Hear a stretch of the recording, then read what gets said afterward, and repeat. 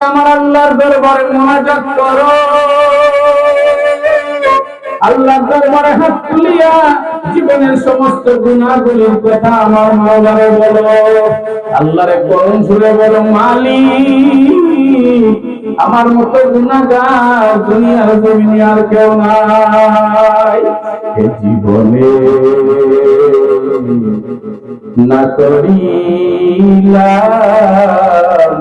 বন্দেগি, সময় থাকতে হারাইলাম বন্দেগি। এই জীবনে না করিলাম বন্দেগি, গুনাহ করে কাটাইলাম জিন্দেগি। আপনার বাসায় আপনার কথাগুলি আপনি বলেন, বলতেন ও বাবা শুনো, দুনিয়াতে আমার তোমরা যদি সম্মান না দেয়, দুনিয়া জীবনে যদি আমার গলার মাঝে জুতার মালাও দেও, আর কবরে যাওয়ার পর ফেরেশতারা এসে যদি আমার গলার মাঝে ফুলের মালা দেয়, তাহলে দুনিয়ার জুতার মালার এক পয়সার দাম না। কথা ঠিক না? ক্ষণস্থায়ী জীবন, এই দুনিয়াতে কেউ চিরস্থায়ী ভাবে সুখী হইতে পারবে না। ক্ষমতার বাহাদুরিও বেশি দিন থাকে না।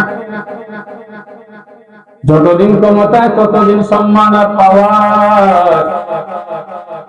ক্ষমতা চলে গেলে সিফায় সাফায় লুকাইয়াও জানবাসে নাই দুনিয়া। কথা বলি না? ঠিক না? এই জন্য আমরা দুনিয়ার পেছনে দৌড়াইব না, মালিকের পেছনে দৌড়াবো। মালিকের পেছনে দৌড়াইব, মালিকের পেছনে যদি দৌড়াইতে পারি জীবন সার্থক। এই জন্যই তো উলামায়ে কেরাম সব সময় একই অবস্থায় আছেন। উলামায়ে কেরামের নৌকা এই যে ভাসছে, এটা ডুবে না কখনো। যে কোনো সরকার যাক, উলামায়ে কেরামের ইজ্জত আছে না নাই? উলামায়ে কেরামের ইজ্জত আছে না নাই? পরিকল্পনা করে যদি কেউ চায় আলেমদের মান সম্মান ডুবাইতো, কিছুদিন দৌড়াইব, পরে তাদের এই নাম নিশানা থাকে না। কথা ঠিক না? তবে আক্ষেপের বিষয় হইল, জালেমরা অতীতের ঘটনা থেকে শিক্ষা নেয় না। কথা বুঝছেন না আপনারা? জালেমরা অতীতের ঘটনা থেকে শিক্ষা নেয় না, শিক্ষা নেয় না। নমরুদকে আমার আল্লাহ জুতার বাড়ি খাওয়াইয়া মারছে, জুতার বাড়ি খাওয়াইয়া মারছে, ঠিক না? কিন্তু নমরুদ মারা যাওয়ার পর নমরুদের উত্তরসূরিরা নমরুদের পথ ছাড়ছে না। কথাটা বুঝুননি আপনারা? নমরুদের উত্তরসূরিরা পথ ছাড়ছে না। কইছে নমরুদ যে পতি ছিল আমরা ওই পতি আছি। জুতার বাড়ি খাইয়া যে মরছে, যদি শিক্ষা নিত হইল না আমরা এই পথে নাই, আমরা নবীর পথ। কথা বলেন না? ফেরাউনকে আমার আল্লাহ পানির মাঝে ডুবাইয়া মারছে। ফেরাউন মারা যাওয়ার পর তার উম্মতেরা শিক্ষা নিছে না, কইছে না আল্লাহ নারাজ হইয়া পানিতে ডুবাইয়া মারছেন, আমরা নাই, ওর সাথে নাই, কথা বলে নাই। ও মুসলমান ইমানদার, যারা অতীত থেকে শিক্ষা নেয় ওরা ভালো মানুষ হয়, ওরা আল্লাহর প্রিয় বান্দা হয়, ঠিক না? আমি আর ডানে বামে কথা না বাড়াইয়া এবার আমার তিলাওয়াতকৃত আয়াতে যাই। এখন অবস্থা হইছে মাশাআল্লাহ, আপনাদের তো অবস্থা ভালো। এখানে যারা বসছেন প্রত্যেকেই দেখা যায় বড় মানুষ, মুরব্বী আর যুবক ভাইরা আছে। আর আমাদের সুনামগঞ্জে এরকম মাহফিল যদি ভরা থাকে মানুষে, দেখবেন বেসরদের হইল এই বয়সে কম বয়সী বাচ্চারা, আর যুবক মুরব্বীদের সংখ্যা হইল কম, মুরব্বীর সংখ্যা বেশি কম। আর আপনাদের এখানে আলহামদুলিল্লাহ, আল্লাহর কাছে শুকর, যারা এখানে আছে সব বুঝদার, সব বুঝদার।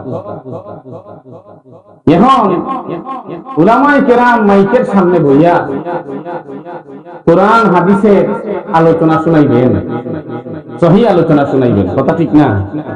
কিন্তু দুঃখের বিষয় হইল মাথায় ফাগড়ি বান্ধিয়া আর মাইকের সামনে বইয়া হাজার হাজার মানুষের সামনে কোরআন হাদিসের কথা ফালাইয়া মনে যা চায় তাই হয় কেরামান কাতিবিন রোজ হাশরের দিন। কথা বুঝছেন? যদি কারো উপরেগা পড়ে, ভাই যদি আপনার বুঝে না আসে আমার জিগাইয়া, আমি বুঝাই দিই, কিন্তু আপনি রাগ হইয়েন না। কারণ আমার বাড়ি সিলেট সুনামগঞ্জে, আপনার বাড়ি মোমেন শাহী ময়মনসিংহ, আপনার সাথে আমার কোনো দ্বন্দ্ব আছে? জায়গা নিয়ে, টাকা পয়সা নিয়ে, ঘর বাড়ি নিয়ে, পদপদবি নিয়ে? কিচ্ছুই তো নাই। কেরামান কাতিবিন রোজ হাশরের দিন, আল্লাহর দরবারে যদি করে অভিযোগ আমি বলবো দুনিয়ায় ছিলাম লেংটা বাবার লোক। আলহামদুলিল্লাহ, হইতে না কথাটা হইছে? বুঝুন না কথা, আপনারা ভাষা বুঝুন। কথাটা হইছে লেংটা বাবার লোক হাসরের মাঠে কইবার টাইম আছে? হাসরের ময়দানে তো সে গেল, এটা কি শ্বশুর বাড়ি নাকি? তার মনে যা চায় তাই সে হইব? সেখানে তো নফসি নফসি বইতে বইতে অবস্থা খারাপ, কথা ঠিক না? সমস্ত নবী রাসূল পর্যন্ত নফসি নফসি বলবেন, আমাদের নবী সারা। আমাদের নবী বলবেন উম্মতি উম্মতি, আর অন্যান্য নবী রাসূল বলবেন নফসি নফসি। যেখানে সব নবীগণ নফসি নফসি বলবেন, ওইখানে সে গিয়া বলবো আমি বলবো দুনিয়ায় ছিলাম লেংটা বাবার লোক। হাসরের মাঠে কোয়া লাগবে না, কবরে পিটাইয়া ফেরেশতার পিঠের সামরা তুলব। আরো জোরে হন না, আরো জোরে হন, ঠিক নেই? হাসরের ময়দানে ওই কথা হইব। ভাই অনুরোধ করে হইল, অনুরোধ করে হইল, মুরব্বী বাবাদেরকে অনুরোধ করে হইল, এই যে মাহফিলটার আয়োজন করলেন টাকা পয়সা খরচ করিয়া, উদ্দেশ্য কি? যে উলামায়ে কেরাম এসে কোরআন সুন্নাহর কিছু কথা বললে যদি একজন মানুষ আমল করে তাহলে সার্থক। কথা ঠিক না? হক্কানি উলামায়ে কেরামের কাছে যাবেন, হক্কানি পীর বুজুর্গের কাছে যান, অসুবিধা নাই। সূরা জুমআ থেকে 9 নম্বর আয়াতে কারিমা তিলাওয়াত করছিলাম। আমার আল্লাহ বলেন, ইয়া আইয়ুহাল্লাযীনা আমানু, ও ঈমানদারেরা, ইযা নুদিয়া লিস-সালাতি মিন ইয়াউমিল জুমআতি, জুমার দিনে মুয়াজ্জিন যখন নামাজের জন্য ডাকে, আজকে তো জুমার দিন গেল, ঠিক না? জুমার দিনে মুয়াজ্জিন যখন নামাজের দিকে ডাকে, ফাসআউ ইলা যিকরিল্লাহ, আমার আল্লাহ বলেন আল্লাহর স্মরণে, অর্থাৎ খুতবা শোনার জন্য তাড়াতাড়ি যাও। ওয়াজারুল বাই'a, আর ব্যবসা বেচা কেনা ছাইরা দাও, বন্ধ করো। যালিকুম খায়রুল লাকুম ইন কুনতুম তা'লামুন, এটা তোমাদের জন্য ভালো যদি তোমরা বুঝো। এই শাব্দিক অনুবাদ করলাম। সূরা জুমআর মাঝে এই আয়াত আছে না? যারা কোরআন পড়তে জানেন আপনারা কি দেখেন, 28 পারায় সূরা জুমআ আছে, এই আয়াত আছে। ইরানে পীর, বড় পীর আব্দুল কাদের জিলানী রাহমাতুল্লাহি আলাইহি বলেন, সমস্ত মানুষের সরদার হলেন আদম আলাইহিস সালাম। আরবের সরদার হলেন পয়গম্বরে আরবি সাল্লাল্লাহু আলাইহি ওয়াসাল্লাম। সমস্ত নবীগণের সরদার হলেন, রাসূলগণের সরদার হলেন মুহাম্মদুর রাসূলুল্লাহ সাল্লাল্লাহু আলাইহি ওয়াসাল্লাম। পারস্যের সম্রাট হলেন, পারস্যের সরদার হলেন হযরতে সালমান ফারসি। রোমের সরদার হলেন হযরতে সুহাইব ইবনে সিনান রুমি। সমস্ত লাঠির সরদার হলো মুসা আলাইহিস সালামের লাঠি। সমস্ত আংটির সরদার হলো সুলাইমান আলাইহিস সালামের আংটি। সমস্ত পাহাড়ের সরদার হলো বুরাক। সমস্ত কূপের সরদার হলো জমজম কূপ। ও মুসলমান ইমানদার, গভীর মনোযোগ দেন, এদিকে তাকান, এদিকে তাকান, গভীর মনোযোগ দেন। আপনারা যত মনোযোগী হবেন শয়তানের গায়ে কিন্তু আগুন লাগবে। শয়তানে হইব হায় হায় উঠতে যায় না কেন? এই তো বইয়া তো নেকি কামাইতেছে, মুনাজাত করে বাড়িতে গেলে এখন আল্লাহ যদি তারে মাফ করে দেয় তাইলে কিন্তু শয়তানের গায়ে আগুন লাগে। কথা ঠিক না? সমস্ত আসমানি চারখানা কিতাবের সরদার হলো কুরআনুল কারীম। কুরআনুল কারীমের মাঝে 114টি সূরা আছে। সূরাগুলির সরদার হলো সূরা বাকারা। तमाम কোরআনের মাঝে 6666 আয়াত আছে। আয়াতগুলির সরদার হলো আয়াতুল কুরসি। মাসের সরদার হলো রমজান মাস। আর সপ্তাহ হয় 7 দিনে, 7 দিনের সরদার হলো জুমার দিন।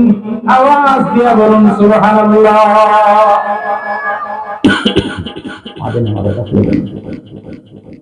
জুমা দিন হলো শ্রেষ্ঠ দিন।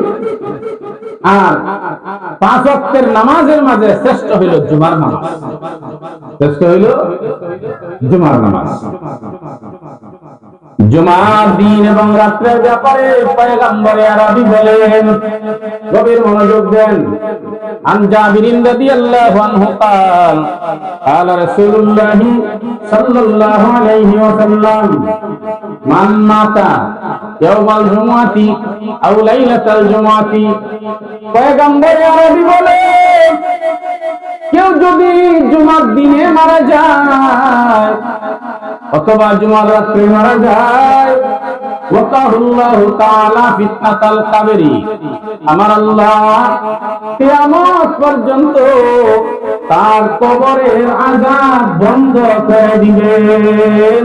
জোরে বলুন সুবহানাল্লাহ।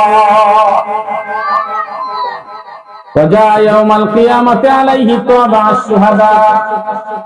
আর ওই বান্দা কিয়ামতের ময়দানে, হাসরের ময়দানে যখন আমার আল্লাহর দরবারে হাজিরা দিবে, তার গায়ের মাঝে শহীদের মুহর শিল লাগানো থাকবে। শহীদের শিল মারা থাকবে, শহীদের শিল। আচ্ছা, নবীজি বলছেন নবীর কথা সত্য কিনা? ওই আওয়াজটা সত্য? আরো জোরে বলেন সত্য কিনা? যদি সন্দেহ আছে ঈমান থাকবো? ঈমান থাকবে না, সন্দেহ হয়। প্রশ্ন জাগতে পারে, জুমার দিনে বা রাত্রে মারা গেলে এখানে কি হয়? তবে আমরা তো দেখছি বেনামাজিও জুমার দিনে মারা যায়। কথা বলা যায় না? বেনামাজি জুমার রাত্রে মারা যায় কিনা? বেরোজগার, সুদখোর, ঘুষখোর, জিনাখোর, নাফরমান জুমার দিনে বা রাত্রে মারা যায়নি। মাঝে মাঝে দেখা যায় এর জীবনেও নামাজ পড়ছে না, বছরে 2 ঈদের নামাজ ছাড়া তার জীবনে ঈদ নামাজ হারে বা চিনেই না। এমন লোক জুমার দিনে মারা গেছে, জুমার রাত্রে মারা গেছে, তাহলে সে এই মর্যাদা পাইবনি না পাইবনি? কথা শুনলেন? পাইবনি, পাইব। কথা হইছে যে এত নাফরমান, তাহলে এত বড় মর্যাদার মরণ কেমনে খাইল? কথা ঠিক না? কিতাবের মাঝে জবাব দিছেন, উলামায়ে কেরাম জবাব দিছেন, আল্লাহর গোলাম দুনিয়াতে থাকা অবস্থায় তার জীবনে এমন একটা কাজ করছে যেই কাজটা আমার আল্লাহর কাছে মঞ্জুর হয়ে গেছে। ওই কাজকে উসিলা কইরা, ওই কাজের উসিলায় আমার আল্লাহ তাকে জুমার দিনে বা রাতে মরণ দিয়া কফাল কইরা দিছে। এই জন্য দুনিয়াতে যতদিন বাঁচবেন সুযোগ পাইলে ভালো কাজে লেগে দিয়েন, ভালো কাজে লেগে যাইয়েন। আর বলতে পারবেন না কোন কাজ কখন আল্লাহর কাছে কবুল হয়। রাস্তা দিয়ে হাইটা যাইতেছেন, দেখলেন রাস্তায় একটা কষ্টদায়ক জিনিস ফালানো আছে, কষ্টদায়ক জিনিস ফাঁকা আছে অথবা ঝামেলা কিছু আছে, এটা সরাইয়া দেন। এমাতাতুল আযানিত তরিক, হুজুর বলছেন রাস্তা থেকে কষ্টদায়ক জিনিস সরাইয়া দেও। এরপরে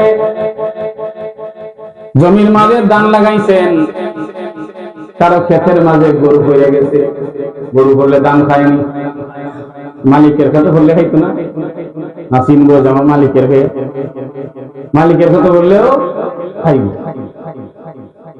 গরু ধান ক্ষেত থেকে তুলে দিলেন, দেখি বলি না হইতো না, দেখে যদি করছে দেখা যায় মরমালির ক্ষেতের মাঝে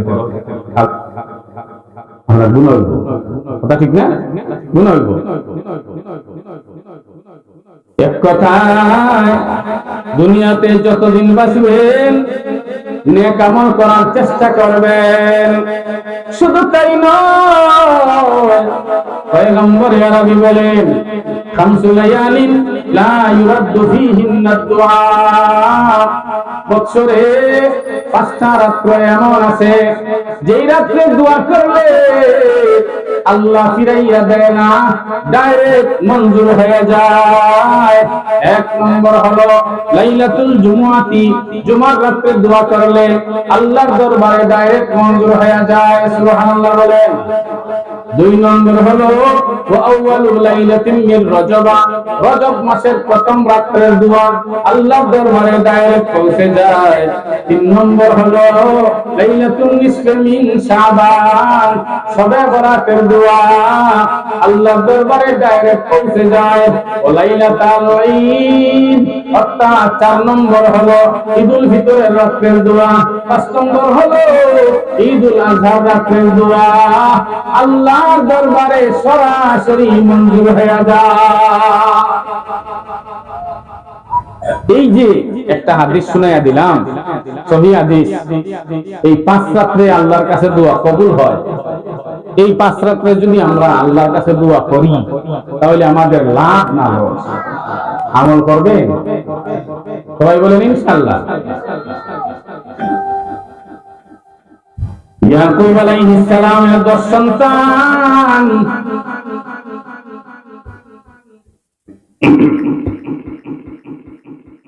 বাবার কাছে কয় বাবা গো ভুল কইরা ফেলাইছি, আমরা তো অপরাধ করে ফেলাইছি, আল্লাহর দরবারে দোয়া করেন যাতে আল্লাহ আমাদেরকে মাফ করে দেয়। ইয়াকুব আলাইহিস সালাম বলেন তাআলা সাউফা আস্তাগফিরু লাকুম রাব্বি, আমি আমার রবের কাছে তোমাদের জন্য চিরই দোয়া করব। সাথে সাথে হাত তুলেন নাই, বলছেন দোয়া করব, সামনে করবেন, দেরি করলেন কেন? সঙ্গে সঙ্গে হাত তুলেন নাই কেন? তাফসীরের কিতাবের মাঝে লেখছেন 2 কারণে দেরি করছেন। 1 নম্বর কারণ হলো সন্তানেরা যখন বাবার কাছে দোয়া চাইছে তখন শুক্রবার ছিল না, জুমার রাত্র, অর্থাৎ শুক্রবারের রাত্র ছিল সামনে। নিয়ত হলো জুমার রাত্রে দোয়া করব, কারণ জুমার রাত্রে দোয়া করলে আল্লাহর দরবারে ডাইরেক্ট মঞ্জুর হয়ে যায়। দুই নম্বর হলো গভীর রাত্রে দোয়া করবেন। গভীর রাত্রে দোয়া করলে আল্লাহর দরবারে ডাইরেক্ট মঞ্জুর হয়। ও মুসলমান ইমানদার, দুনিয়াতে যতদিন বাঁচবেন বেশি করে ইবাদত বندگی করবেন, গভীর রাত্রে ইবাদত করবেন। গভীর রাত্রের ইবাদত অনেক শক্তিশালী ইবাদত, আল্লাহর দরবারে সরাসরি মঞ্জুর হয়ে যায়। হাদিস শোনাই, গভীর মনোযোগ দিয়ে শুনেন। পয়গম্বর আরবি সাল্লাল্লাহু আলাইহি ওয়াসাল্লাম বলেন, ইউসান্নাসু ফি সাঈদিন ওয়াহিদিন ইয়াউমাল কিয়ামাতি ফায়ুনাদি মুনাদিন ফায়াকুলু আইনাল্লাযীনা কানাত তাতাজাফা জুনুবুহুম আনিল মাদাজি'i ফায়াকুমুনা ওয়া হুম কালীল ইয়াদখুলুনাল জান্নাতা বিগাইরি হিসাব সুম্মা ইউমারু বিসাইরিন নাস ইলাল হিসাব। জুরে বলুন সুবহানাল্লাহ। হাদিস, সহিহ হাদিস, বুখারী শরীফের মধ্যে আছে এই হাদিস। হাসরের ময়দানে মানুষগুলি একটা প্রশস্ত ময়দানের মাঝে একত্রিত হবে। প্রশস্ত ময়দানে একত্রিত হবে, তখন একজন ফেরেশতা আওয়াজ দিবে, আইনাল্লাযীনা কানাত তাতাজাফা জুনুবুহুম আনিল মাদাজি'i।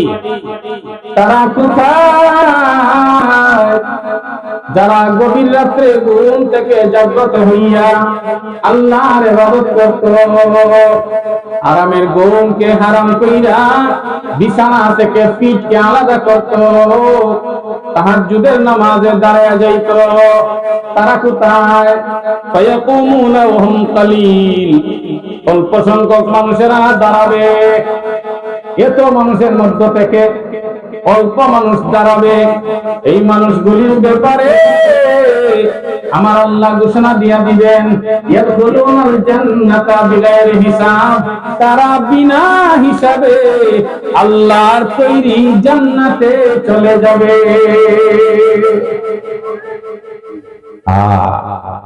গভীর রাত্রে ইবাদত করলে বিনা হিসাবে জান্নাতে যাওয়া যায়। নবীজি বলেন, সুম্মা ইউমারু বিসাইরিন নাস ইলাল হিসাব। এরপরে হিসাবের কাজ শুরু হবে। ও মুরব্বি বাবা, ও যুবক ভাই, অন্তরের কানে শুনো। রাত্র এশার নামাজ পড়ে বিছানার মাঝে ঘুমায়া গেলেন, আপনি যদি নিয়ত করেন ফজরের নামাজ আমি মসজিদে আইসা জামাতে আদায় করব, নিয়ত যদি করেন তাহলে আসতে পারবেন? নিয়ত করলে আসতে পারবেন না। কিন্তু নামাজ বুঝা যায়, মানুষের কাছে পূজার মতো লাগে। বুঝা নামাজ কয়জনে পড়ে? মসজিদগুলোর মাঝে দেখা যায় ফজরের নামাজে ইমাম সাহেব আর মুসল্লি তিনজন, তিন মুরব্বি। কথা বলেন ঠিক না ভাই? নামাজ পড়া লাগেনি? কথা বলেন, নামাজ লাগবে নি রে ভাই? নামাজ 5 ওয়াক্তের নামাজ ফরজ, 5 ওয়াক্তের নামাজ ফরজ। এই ফরজ নামাজ যদি না করেন তাহলে আল্লাহর কাছে হিসাব দেওয়া লাগবে নি? হিসাব দেওয়া লাগবে। প্রথমেই তো নামাজের হিসাব, প্রথমেই নামাজের হিসাব। ভাই এই এই যুবক, কিতারে তোর কিতাইছে? এই তোর কিতাইছে রে? তুই গান শুনতে আছিস না? গান শুনতে বুঝি, আমি বুঝি। আমি কি গান গাইতে গেছি? কথা বলি না, গান গাইতে গেছি। গান হেরা গাইতে হেরা বুঝছো কে? আমার দরদি পাগল বান কইতাম না, আঙ্গে যায় না। ও ওয়াজ মাহফিল হইতো নি না? কোরআন হাদিসের কথা হইতো? কোরআন হাদিসের কথা হইতো না? নি কোরআন হাদিসের কথা হইতো। এখন এই যে 5 ওয়াক্তের নামাজ, নামাজ যদি ভাই না পড়েন, ফরজ নামাজ ইমানের পরেই যার মর্যাদা, তাহলে আল্লাহর কাছে জবাব দেওয়া লাগতো না? কি জবাব দিবেন বলে? কি জবাবটা দিব আমরা যদি নামাজ না পড়ি?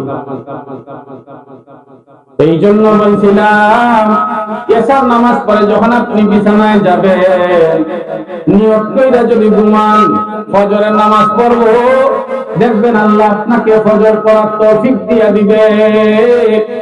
আমল করেন, কমপক্ষে জুমার রাত্রে একদিন, বেশি না, একদিন উঠে কাজটা শুরু করেন। এরপরে আপনার কাজেই টান্না নিব। জুমার রাত্রে তাহাজ্জুদের সময় ঘুম থেকে জাগ্রত হইয়া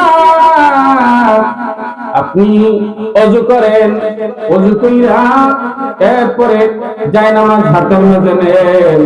ঘরে যদি এমন পরিবেশ থাকে যে আপনি দাঁড়াইয়া নামাজ পড়লে, মুনাজাত করলে ঘরের মানুষের কষ্ট হবে না, তাহলে ঘরে দাঁড়াইয়া যান। আর যদি ঘরের পরিবেশ না থাকে, মসজিদে চলে আসেন। মসজিদে যদি দেখেন বারান্দার গেট তালা মারা, ঢুকতে পারবেন না, তাহলে আপনি ময়দানে কোথাও চলে যান, ময়দানে কোনো জায়গায় যান। ঘর যদি দালান থাকে ছাদের উপরে উঠিয়ে যান, অথবা জমিনে ময়দানে কোথাও চলে যান। একদিন আমল করবেন, দেখবেন কত মজা পান। তাহাজ্জুদের নামাজে দাঁড়াইয়া যান, 2 রাকাত তাহাজ্জুদ পড়েন, 4 রাকাত পড়েন সময় হইলে। এরপরে আপনি কিবলামুখী হইয়া জায়নামাজের মাঝে সাইরজান হইয়া বইসা যান। কমপক্ষে 5 বার দুরূদ শরীফ পড়েন, কমপক্ষে 11 বার ইস্তেগফার করেন। এরপরে 100 বার সুবহানাল্লাহ জিকির করেন, 100 বার আলহামদুলিল্লাহ জিকির করেন, 100 বার আল্লাহু আকবারের জিকির করেন, 100 বার লা ইলাহা ইল্লাল্লাহ জিকির করেন।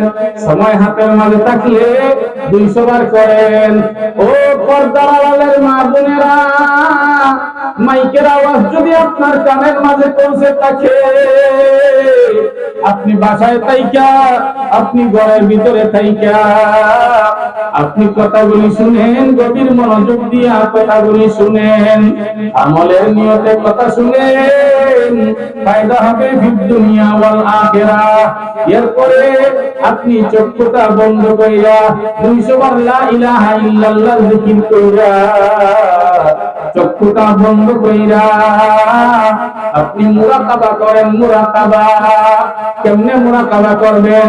প্রথম একটা কাজ হলো, আপনি যদি আপনার বাবা না থাকে, বাবার কথা স্মরণ করবেন। মা যদি না থাকেন, মায়ের কথা স্মরণ করবেন। দাদা দাদি নানা নানি না থাকলে তাদের কথা স্মরণ করবেন। দেখবেন অন্তরটা মোটামুটি নরম হয়ে গেছে। 2 নম্বর মুরাকাবা হলো, আপনি চক্ষু বন্ধ কইরা মনে মনে ভাববেন, হায় রে হায়, আমি দুনিয়াতে নাই, আমি দুনিয়া থেকে চলে গেলাম, আমি মারা গেলাম।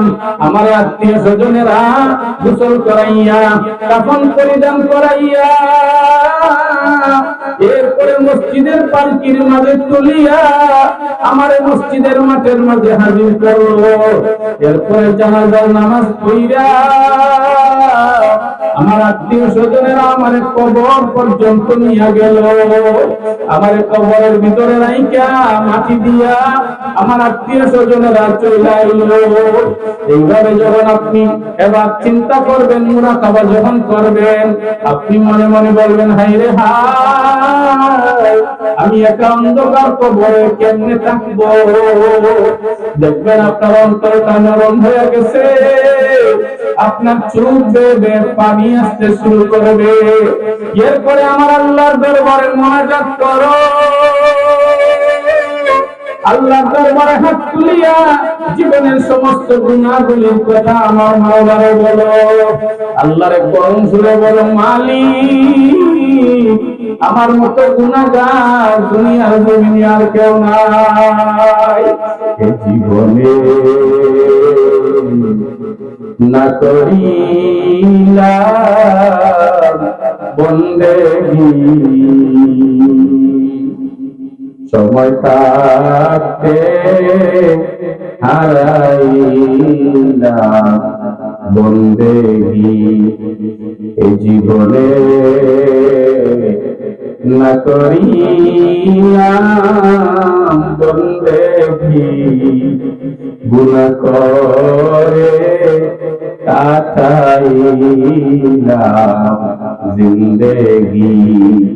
আপনার বাসায় আপনার কথাগুলি আপনি বলেন, চোখের পানি চাইরা মাওলার দরবারে কান্দ।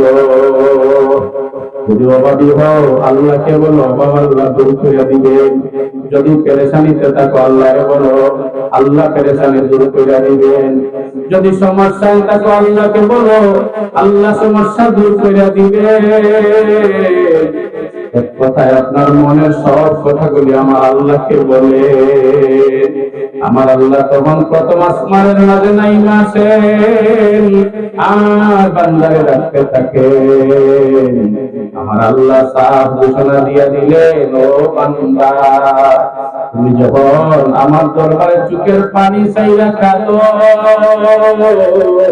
তোমার চোখের পানি জমিনে পড়বার আগে আমি আল্লাহ তোমার মুনাজাত মঞ্জুর করিয়া নে।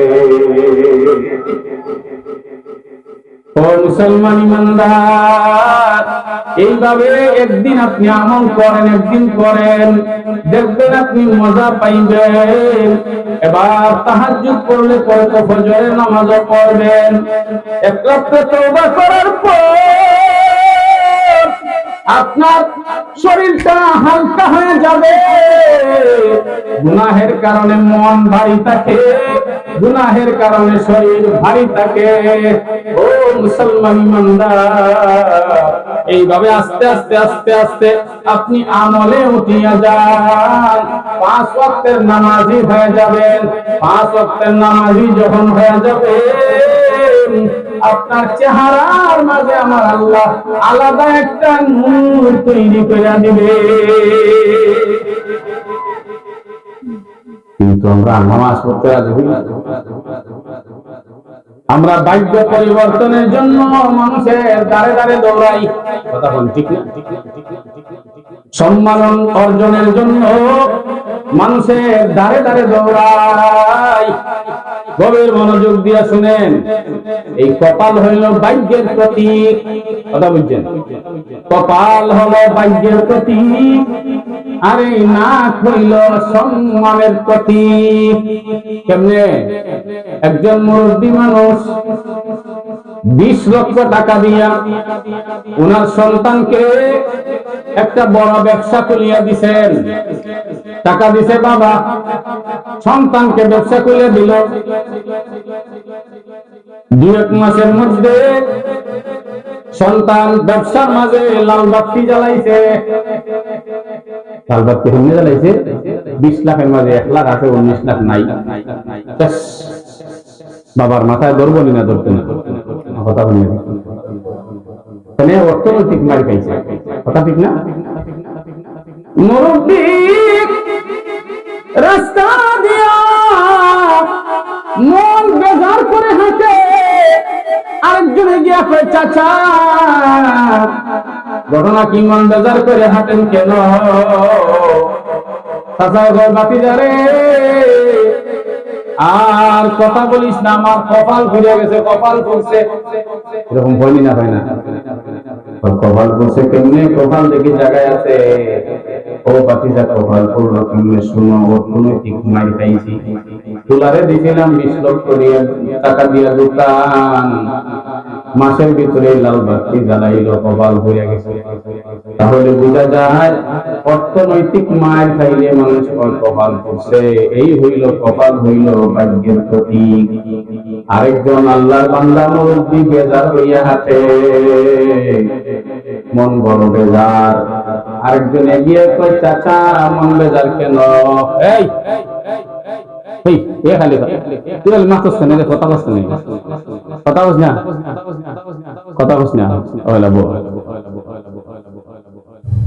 চাচা মন বেজার কেন? আমার নাক কাটা গেছে, নাক কাটা গেছে। তার মানে মান সম্মান শেষ। নাক কাটা কেমনে গেল? চাচা নাক নো আছে, দেখা যায়, কাটা গেল। কথা হইছে না বাতিজা? গেছিলাম এক সপ্তাহের জন্য ঢাকা, আইয়া দেখি আমার ঘর হয়ে গেছে ফাঁকা। আমার মেয়ে লাইলি বেগম বদনাসার ফুলার সাথে বাইগা ইন্ডিয়া গেছে। এরকম ঘটনা ঘটেনি না? ঘটে না? বাপ তো খবর নাই, আর মায়েদের তলে তলে বাতি জ্বালাইয়া দিছে, এটা তো বাপের হইতে পরে দেখা যায় আল্লাহ দিলে বাপের মান সম্মান মাইরা মেয়ে। এরকম ঘটনা মনে হয় আপনাদের এলাকায় নাও থাকতে পারে, কিন্তু বিভিন্ন জায়গায় আছে। কথা ঠিক না? বাবার মান সম্মান ধরেনি না? ধরে না? পুরী যদি ভাগ্যে যায় কি, তাহলে মান সম্মান ধরে না? বাপে ধরে। আমার নাক কাটা গেল, তার মানে মান সম্মানের উপরে আঘাত করছে। ও মুসলমান ইমানদার, মানুষের এই সমস্ত শরীরের মাঝে এই দুইটা জায়গা হইল সম্মানী। কপাল হইল ভাগ্যের প্রতীক, নাক হইল সম্মানের প্রতীক। আমার আল্লাহ বলেন, ও আমার গোলামেরা শোনো, এই দুনিয়াতে যদি ভাগ্য পরিবর্তন করতে চাও এবং সম্মান যদি বাড়াইতে চাও, দৈনিক 5 বার আমি আল্লাহর কুদরতি পায়ের মাঝে কপাল আর নাক লাগাইয়া চেষ্টা করো। ভাগ্য পরিবর্তন হবে, সম্মান আল্লাহ বাড়াইয়া দিবে। কপাল আর নাক লাগাইয়া চেষ্টা করো, তার মানে 5 ওয়াক্তের নামাজ। ও মুসলমান ইমানদার, দেখেন একটা মানুষের বডির মাঝে সবচেয়ে সুন্দর হইল তার চেহারা।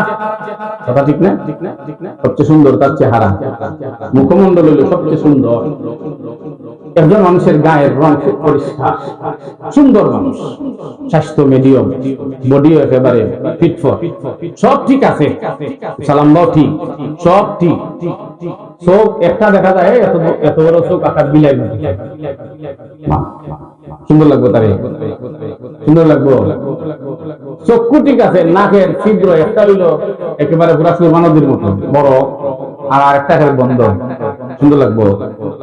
গাল একটা হইলো ফুটবলের মতো, আর একটা সুন্দর লাগবো, সুন্দর লাগতো না? তাহলে এই চেহারাটারে আল্লাহ এত সুন্দর করে মানুষের বানাইয়া দিছে। এত crore crore million billion trillion মানুষ আল্লাহ বানাইছে, দুইজন মানুষ একরকম মিলেনি, কিছু হইলো বেশ। এই চেহারা এত সুন্দর করে আল্লাহ বানাইলো, আল্লাহ এই চেহারার মধ্যে কপাল আর নাক আমার কুদরতি ভাই দৈনিক 5 বার লাগা। কথায় কথা মনে হয় আদম আলাইহিস সালামকে আল্লাহ সর্বপ্রথম বানাইলেন, টাকার জায়গা দিলেন জান্নাতে। একা একা জান্নাতে মজা লাগেনি? একা মজা লাগেনি? একা একা মজা লাগে না তো? এই দুনিয়াতে আল্লাহ যদি শুধু পুরুষ দিত, নারী যদি আল্লাহ না দিত, বিশ্বাস করেন পুরুষেরা বাপ মরলে যেরকম এতিম হইয়া বেজার হইয়া আটে না সন্তান, যদি আল্লাহ শুধু পুরুষ দিত, নারী যদি না দিত, বাপ মরা পুরুষ আল্লাহ এতিম হইয়া রাস্তায় ভালো লাগবে না, কাজ করলো না, কিচ্ছু করলো না, মনের মাঝে কোনো আকর্ষণ থাকলো না, মায়াও থাকলো না, কিচ্ছু থাকলো না। পাগল দেখলাম একবার ভিডিওর মধ্যে, এ পাগল সাজছে, এর সাংবাদিক ধরছে, ধরে তুই বললো তুই এই ফকির সাজছিস কি জানি? ভাই আমি বিয়ার বয়ে, আমি বিয়ার বয়ে মানে বিয়া করলে তো বউরে রুজু করিয়া খাওয়ানি লাগবে, কথা ঠিক না? রুজু করিয়া খাওয়ানি লাগবো, তার বরণ পোষণ দেওয়া লাগবো, এই দেওয়া লাগবো, সেই দেওয়া লাগবো। হ্যাঁ, আমি বিয়াও করতাম না, রুজু করিয়া খাওয়াইতাম না। এখন আমি এখন পথ ধরছি, আল্লাহ দিলে মাজারও আছি, আর মাগনা চলতেছে, আর খাইতেছি। নাউজুবিল্লাহ কইতেন না? আঞ্চলিক ভাষাটা বুঝেন আপনারা? না চেষ্টা কে যায় বুঝুন তো? কিছু বুঝেন না? বেশি বুঝেন না? মাশাআল্লাহ, মাশাআল্লাহ, ধন্যবাদ। সবটা বুঝলে তুইছে। আদম আলাইহিস সালাম একা একা জান্নাতের মাঝে, একা একা ভালো লাগে? ভালো লাগে না। আল্লাহ আমাদের আদিমাতা হাওয়া আলাইহিস সালামকে আল্লাহ বানায় দিয়েছেন, এত সুন্দর দিয়েছেন হাওয়া আলাইহিস সালামকে, সর্বনাশ, এত সুন্দর চেহারা, ফেস কাটিং এত সুন্দর। আদম আলাইহিস সালামের সামনে যখন আল্লাহ পেশ করছেন, নাও দিলাম, জোড়া মিলে দিলাম, নাও। আদম আলাইহিস সালাম দেখার পরে হাত বাড়াইতে চাইছেন, হাত বাড়াইতে চাইছেন আদম আলাইহিস সালাম। বাবা রে বাবা, যে সুন্দর মহিলা! আমার আল্লাহ বলেন, ও আদম থামো, হাত বাড়াইও না। ও আদম, যদি হাওয়ার গায়ে হাত বাড়াইতে চাও তাহলে মহরানা দেও। সুবহানাল্লাহ, হইতা না? কি দেও? মহরানা দেও। হাত বাড়াইবার হইলে মহরানা লাগবে। মহরানা লাগবে মানে বিয়া লাগবে। বিয়া ছাড়া হইব? বিয়া হইছে। আচ্ছা, গুরুত্বপূর্ণ কথা শুনেন। একজন উকিল, দুইজন সাক্ষী, আর একজনে বিয়া করাইছে, ইজাব কবুল সব হইছে, মোহর ধরছে না বিয়ার মাঝে, বিয়া হইব? কত আছে মোহরে মিছিল হইব, কিন্তু মোহর লাগবো। মোহর যদি হয় না তাহলে বিয়া হইব। আদম আলাইহিস সালাম বললেন, আল্লাহ গো, আমি তো জান্নাতের মাঝে আছি, আমি টাকা পয়সা পাইনি কই? আপনি তো আমারে খাওয়ান, মান্না সালুয়া জান্নাত থেকে যাইতেছে, জান্নাতি খাবার তো আপনি খাওয়াইতেছেন, আমি টাকা পাইনি কই? আমার আল্লাহ সাফ জানায়া দিলেন, আদম রে, তুমি যদি আমার বন্ধু, শেষ জমানায় তারে আমি পাঠাইমু। ও আদম, যার কারণে আমি আসমান বানাইলাম, যার কারণে আমি জমিন বানাইলাম, যার কারণে আরশ কুরসি লৌহ কলম এমনকি তামাম দুনিয়া বানাইলাম, যার নাম আমার নামের সাথে আছে, লা ইলাহা ইল্লাল্লাহ মুহাম্মাদুর রাসূলুল্লাহ, আমার বন্ধুর নাম আমার সাথে আছে, আমি যেখানে আছি আমার বন্ধু সেইখানে আছে। যদি বলেন সুবহানাল্লাহ। আল্লাহ যেখানে আছেন সেইখানে আল্লাহর হাবিবও আছেন, কথা বলেন ঠিক না? নামাজে আছেন আল্লাহ, আল্লাহর হাবিবও আছেন নামাজে, কথা বলেন নামাজে আছেননি? আত্তাহিয়াত আমরা করিনি? আত্তাহিয়াতুন মাঝে আসসালামু আলাইকা আইয়ুহান নাবিয়্যু ওয়া রাহমাতুল্লাহি ওয়া বারাকাতুহু আসেনি? আসসালামু আলাইকা আইয়ুহান নাবিয়্যু যদি তাশাহুদ না করি নামাজ হইব? আযান, আশহাদু আন্না মুহাম্মাদার রাসূলুল্লাহ, শুনিয়া জানো? কেউ যদি হয় এই টুকরা হইতাম না, আযান হইব নি? আমার আল্লাহ আছেন যেখানে, তার হাবিব তার বন্ধু আছেন সেইখানে। ও মুসলমান ইমানদার, আমার আল্লাহ বলেন, আদম, আমার হাবিবের উপরে 3 বার দুরূদ শরীফ পড়ো, মহরানা আদায় হইয়া যাবে। ও মুসলমান ইমানদার, বলতে বলতে অনেক দূরে চলে আইলাম। আমি বলতেছিলাম জুমার দিনের কথা, জুমার রাত্রের কথা। জুমার দিনের ইবাদত আল্লাহর কাছে অনেক দামি, জুমার রাত্রের ইবাদত আল্লাহর কাছে অনেক দামি। ও মুসলমান ইমানদার, মুয়াজ্জিন যখন মাইকে আযান দেয়, তখন জুমার দিনে আযান দেওয়ার পরে দুনিয়াবি কাজ কর্ম করা জায়েজ নয়। আপনি গোসল কইরা পরিষ্কার পরিচ্ছন্ন কাপড় পরিধান কইরা, এরপর কাপড় যদি আপনার পুরাতন হয় ধৌত করা, পরিষ্কার পরিচ্ছন্ন পবিত্র হইতে হবে। ওইটা এরপরে গায়ের মাঝে লাগাইয়া মসজিদে চলে আসেন। মসজিদে চলে আসেন, ইমাম সাহেব মিম্বরে বৈশা বয়ান দিবেন, আপনি গভীর মনোযোগ দিয়া ইমাম সাহেবের চেহারার দিকে তাকায়া থাকবেন। পয়গম্বরে আরবি সাল্লাল্লাহু আলাইহি ওয়াসাল্লাম বলেন, ওরে আমার উম্মত, কেউ যদি নেক নজরে, ভালো নজরে, মায়ার নজরে হক্কানি উলামায়ে কেরামের চেহারার দিকে তাকায়, সঙ্গে সঙ্গে তার জীবনের সমস্ত সগীরা গুনাহ মাফ হয়ে যায়।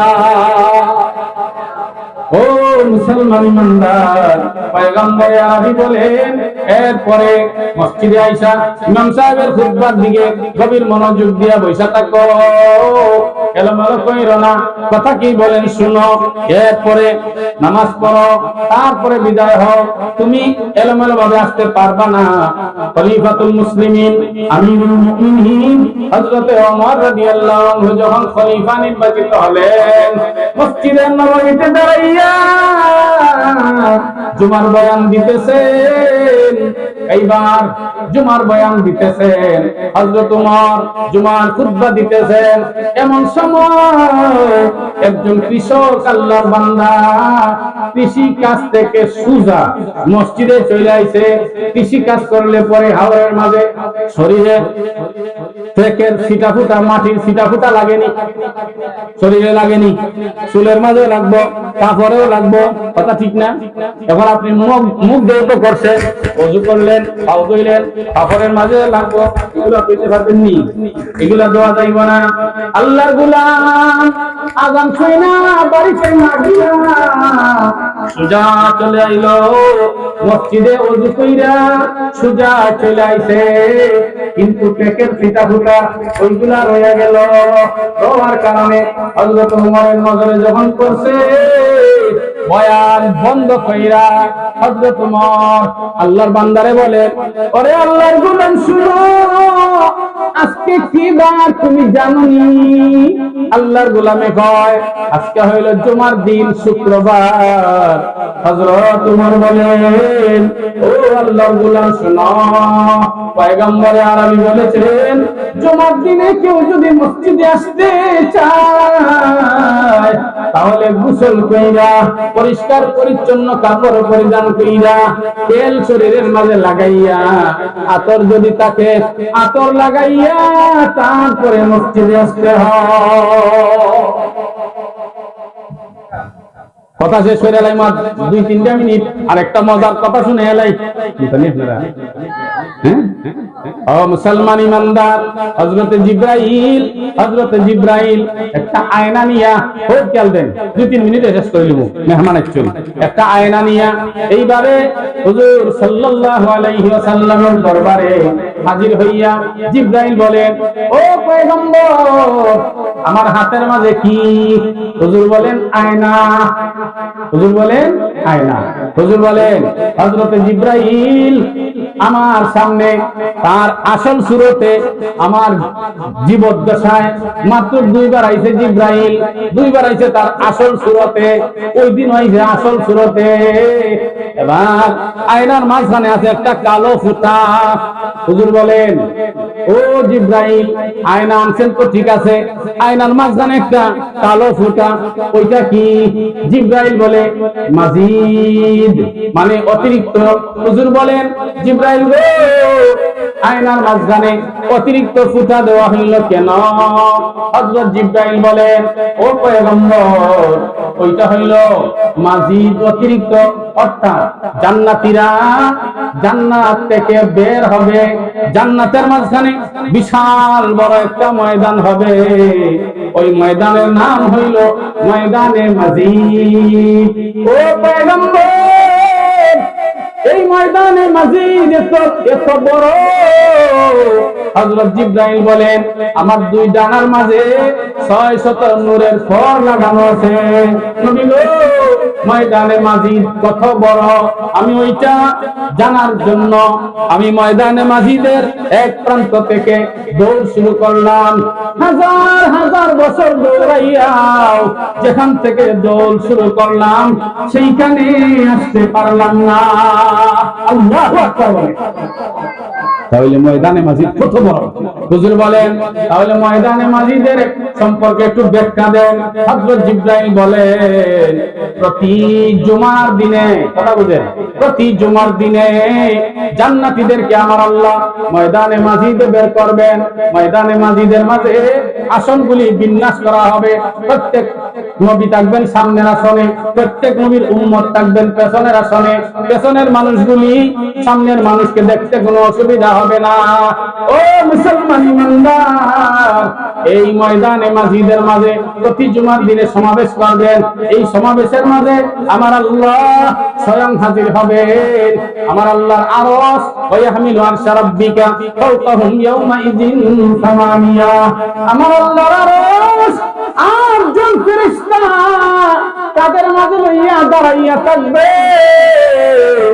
এরপরে আমার আল্লাহ আওয়াজ দিবেন, ও জান্নাতীরা শুনো, আমি তোমাদেরকে কি দিব, তোমরা আমার কাছে কি চাও, যা চাইবা তা দিয়া দিব। জান্নাতীরা বলবে, আল্লাহ গো, আমরা চাই আপনি আমাদের প্রতি রাজি হয়ে যান, সন্তুষ্ট হয়ে যান। আমার আল্লাহ আওয়াজ দিবেন, ও আমার গোলামেরা, ও জান্নাতীরা, আমি তো তোমাদের উপরে রাজি আছি, সন্তুষ্ট আছি। আমি যদি রাজি না থাকতাম তাহলে তোমাদেরকে জান্নাত দিতাম না। আমি তো রাজি আছি। সালুনি মা শি'তুম, সালুনি মা শি'তুম, যা চাইবা তাই আমি দিয়া দিব। আরো কিছু চাও, জান্নাতীদের মাথার মাঝে আসবে না, কি চাইবে মাথায় ধরে না। এক পর্যায়ে জান্নাতীদের একটা প্রতিনিধি টিম উলামায়ে কেরামের কাছে যাবে, আওয়াজ দিয়ে বলুন সুবহানাল্লাহ। উলামায়ে কেরাম এইভাবে দুনিয়াতে দরকার, জান্নাতে গেলে দরকার। সুবহানাল্লাহ জুড়ে বল। উলামায়ে কেরাম দুনিয়াতে যেভাবে দরকার, জান্নাতেও দরকার। জান্নাতে কেমনে দরকার? প্রতিনিধি দল উলামায়ে কেরামের কাছে যাবে, গিয়া বলবে, ও উলামায়ে কেরাম, আল্লাহ তো বলছেন যা চাইবো আল্লাহ তাই দিবেন, তো আমরা কি চাইবো মাথায় তো ধরে না। উলামায়ে কেরাম জবাব দিয়ে দিবেন, লিল্লাযিনা আহসানুল হুসনা ওয়া জিয়াদা। কোরআন শরীফের আয়াত দিয়ে দলিল দিবেন। উলামায়ে কেরাম বলবেন, আল্লাহ তো বলছেন লিল্লাযিনা আহসানুল হুসনা, যারা ভালো কাজ করবে আল্লাহ তারে হুসনা দিবেন, ওয়া জিয়াদা, এবং অতিরিক্ত আরো দিবেন। তাফসীরের কিতাবের মাঝে রাখছেন, লিল্লাযিনা আহসানুল আমালা ফিদ দুনিয়া লাহুমুল হুসনা ওয়া হিয়াল জান্নাহ। অর্থাৎ দুনিয়ার জীবনে যারা ভালো কাজ করবে, নেক আমল করবে, আল্লাহ তারে হুসনা দিবেন, তার মানে জান্নাত দিয়ে দিবেন। ওয়া জিয়াদা, তাফসীরের কিতাবের মাঝে তাফসীর করছেন মুফাসসিরিনে কেরাম, ওয়া জিয়াদাতু আন-নাযরু ইলা ওয়াজহিল্লাহিল কারীম, আল্লাহ আরো দিবেন, তার মানে আল্লাহর দিদার দিবেন। উলামায়ে কেরাম জান্নাতীদেরকে বলবেন, ও জান্নাতীরা, তোমরা নিজ নিজ আসন গ্রহণ করো, আর সেখানে যাইয়া বলো, আল্লাহ গো, আমরা আপনার দিদার চাই, আপনাকে দেখতে চাই। এই কথা বলার সঙ্গে সঙ্গে আমার আল্লাহর কুদরত আর তাজাল্লির পর্দা ব্যতীত সমস্ত পর্দা আমার আল্লাহ সরাইবেন। জান্নাতীরা সুচুকি আমার আল্লাহরে দেইকা অন্তর ঠান্ডা করবে। চিৎকার দিয়ে বলুন সুবহানাল্লাহ। জান্নাতে গিয়া যদি আল্লাহরে দেখতে চান, জুমার নামাজ পড়া লাগবে নি, আরো জোরে বলেন লাগবে নি। জান্নাতে গিয়া যদি আল্লাহরে দেখতে চান, পাঁচ ওয়াক্তের নামাজ পড়া লাগবে নি, শরীয়ত মানা লাগবে নি, ইসলাম মানা লাগবে নি, নবীর তরিকায় চলা লাগবে নি। আল্লাহ রাব্বুল আলামিন আমাকে সহ সবাইকে এই কথাগুলির উপরে আমল করার তৌফিক দান করুন। জুড়ে